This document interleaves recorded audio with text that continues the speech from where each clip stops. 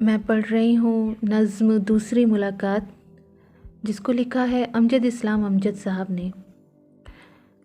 ये नज़्म बयां करती है हिज्र का वो आलम जो दो प्यार करने वाले महसूस करते हैं, जीते हैं दर्द में एक दूसरे के बिना, और ये सोचते रहते हैं कि अब की बार मिलना होगा तो शायद ऐसा होगा, और कब मिलना होगा।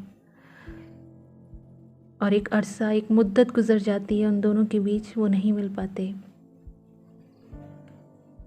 और जब मिलते हैं तो एक दूसरे को देख के बयां करते हैं कि ज़िंदगी किस किस मोड़ से होकर गुजरी और एक दूसरे के बिना उन्होंने कैसे इस सफ़र को काटा।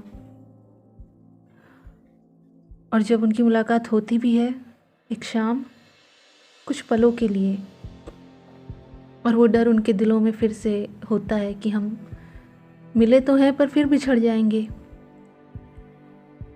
और यही नज़्म बयां करती है कि जैसे वो बिछड़ते हैं तो फिर से क्या आलम होता है। गौर फरमाइएगा। हिज्र की पहली शाम से अब तक जितनी शामें गुजरी थीं, उनकी पत्थर चुप में मैंने उसके सामने करने वाली क्या क्या बातें सोची थीं।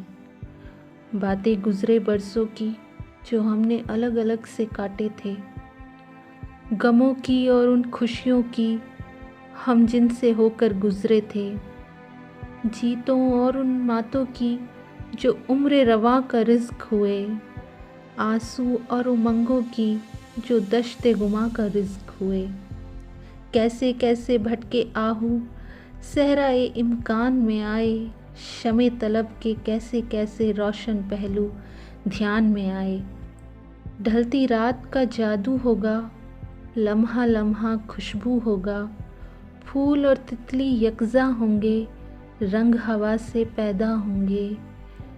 एक ही वस्ल की बारिश से वो सारे शिकवे धो देंगे, यानी मेरे साथ लिपटकर कुछ ना कहेंगे, रो देंगे। अरमानों का फूल अचानक खिल ही गया, जिसके गम में आँख बरसती रहती थी, आज मुझे वो मिल ही गया। जिसको मेरी आँख तरसती रहती थी, वो एक छलकता जाम मेरा हमराह रहा, आज वो सारी शाम मेरा हमराह रहा। लेकिन अब वो और था, कोई और था उसका रूपनगर।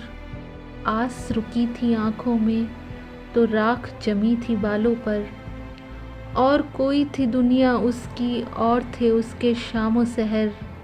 मेरी हैरत लिखी हुई थी शायद मेरे चेहरे पर। उसने कहा तुम मुझे न देखो, आबे रबाएं वक्त से पूछो, जीवन के इस पुल के नीचे से कितना पानी गुजर चुका है। मुझ में जो एक शख्स था जिंदा, वो तो कब का बिखर चुका है। मैं तो फ़कत रास्ता हूँ उसका, दरिया जो था उतर चुका है। आओ चलो अब अपनी अपनी दुनिया को हम लौट चलें, हदे अबद तक इस रास्ते में बिखरे हैं गम, लौट चलें। पलटे हम तो हम दोनों के साथ ज़माना पलट गया, अनदेखी ताबीर लिए एक ख्वाब सुहाना पलट गया। चारों जानिब बिखर रही थी एक अधूरी तन्हाई, हवा ने रुककर हम दोनों को मुड़ते देखा तो घबराई।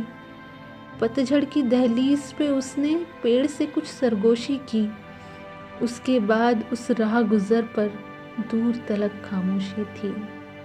आसमान पर बादल था और उसमें तारे सिमटे थे, हम दोनों के कदमों से कुछ सूखे पत्ते लिपटे थे, हम दोनों के कदमों से कुछ सूखे पत्ते लिपटे थे।